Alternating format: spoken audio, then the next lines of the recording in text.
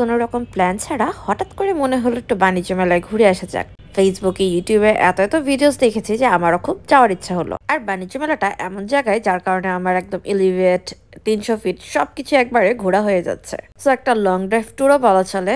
তেমন একটা জাম পাইনি আজকে, যার কারণে খুব দ্রুত সময়ের মধ্যে চলে এলাম আমি এখানে।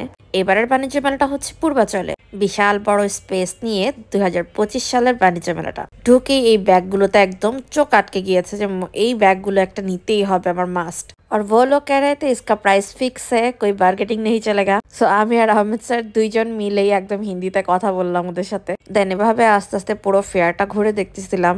পাকিস্তানি, কাশ্মীরি, থাইল্যান্ড এই টাইপের ড্রেসেস গুলো খুব বেশি জোস লাগতেছিল। থাইল্যান্ডের এই ক্লিপের স্টলে তো আমি লিটারালি স্টাক হয়ে গিয়েছি, অনেকগুলো ক্লিপ পারচেস করলাম। দেন এই কিউট কিউট শুজ গুলো, বাট প্রাইস তুলনামূলকভাবে একটু বেশিই ছিল। নর্মালি অনলাইনে আমি একটু কমেই পারচেস করে থাকি। একটু সামনে আগাতেই এরকম পাকিস্তানি স্টল আরেকটা দেখলাম, এন্ড এখানে ব্যাগের প্রাইসটা তুলনামূলকভাবে কম থাকে। এই হোয়াইট ব্যাগটা আমি পারচেস করে ফেললাম।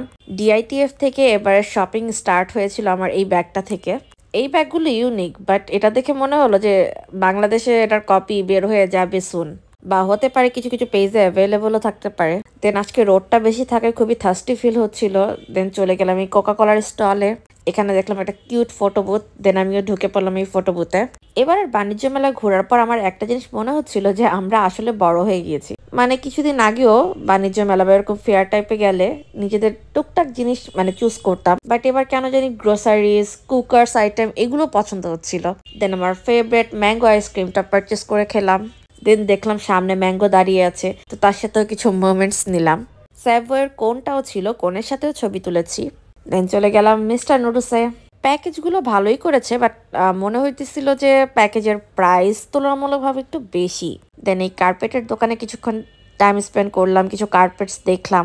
ঘুরে ফিরে মোটামুটি বাণিজ্য মেলার সবগুলো স্টলই এবার ঘোরা হয়েছে। দেন এই লেনে ঘুরতে ঘুরতে পেয়ে গেলাম তুর্কিশ স্টলটা। এবার স্টলটা যদিও আগের বারের মতো না, অ্যান্ড প্রচুর রাশ ছিল, তাই ঠিকভাবে মোমেন্টস নিতে পারিনি। এই কালারফুল বাটিগুলোতে লিটারেলি আমি স্টাক হয়ে গিয়েছিলাম। কিন্তু অনেক ভিডিওতে দেখেছিলাম এটার প্রাইস খুবই কম বলতে, বাট এখানে একদম স্মল, একদম ছোট, মানে একটা আইস কিউব রাখা যাবে, ওই ছোট বাটির প্রাইস স্টার্ট হয় 450 টাকা থেকে। দেন চলে গেলাম স্কোয়ারের স্টলে। এখান থেকেও প্যাকেজ দেখতেছিলাম, বাট কোনো প্যাকেজ নেওয়ার মতো মনে হচ্ছিল না, যেগুলো বাসাই আছে সব। আরএফএল এর এই হোম সেক্টরটা কিন্তু খুবই জোস করেছে। আমি কোনো একটা ব্লগারের ব্লগে দেখেছিলাম যে এখানে বসে বসে পিক তুলতেছিল, বাট এখানে এখন লেখা যে বসা নিষেধ বা এরকম টাইপের কিছু। সো দাঁড়ায় দাঁড়ায় এগুলোর ভিডিওস নিচ্ছিলাম, দেখতেছিলাম, ভালোই লাগতেছিল। আসলে সত্যি বলতে এখন সবকিছু আমাদের কাছে এত বেশি অ্যাভেলেবল হয়ে গেছে যে ইউনিক কিছু যে এটা নিতেই হবে বা এমন টাইপের কিছু না, এখন ইচ্ছা জাগে না। ইচ্ছা জাগে না বললে ভুল হবে, কারণ এগুলো প্রতিনিয়ত আমরা পারচেস করতেছি। অ্যান্ড এর জন্য বিগ থ্যাঙ্কস যায় অনলাইন পেজগুলো, যারা এগুলো ইম্পোর্ট করে আনে আমাদেরকে প্রোভাইড করে। দেন একটু কফি ট্রাই করলাম, অ্যান্ড দেন বের হয়ে গেলাম। বের হয়ে দেখি যে আবার এখানেও ঝিলিমিলি বেলুন। বাই দ্য ওয়ে, খুব শখ করে 3-4টা ঝিলিমিলি বেলুন কিনেছিলাম, অ্যান্ড আনফর্চুনেটলি একটাও নাই এখন আমার কাছে। তো এই ছিল আমাদের এবারের বাণিজ্য মেলা ট্যুর, অ্যান্ড সানসেট দেখতে দেখতে আমরা বাসায় চলে যাচ্ছি। এই ছিল এবারের 2025-এর বাণিজ্য মেলা। এবারের বাণিজ্য মেলা 2025 কিন্তু আমি খুবই এনজয় করেছি, প্রচুর শপিং করেছি। বিশেষ করে প্লেট, বাটি, চামচ থেকে শুরু করে ঘরের জিনিসই বেশি পারচেস করেছি। তো এই ছিল আজকের video. Thanks for watching. See you in my next blog. আল্লাহ হাফেজ।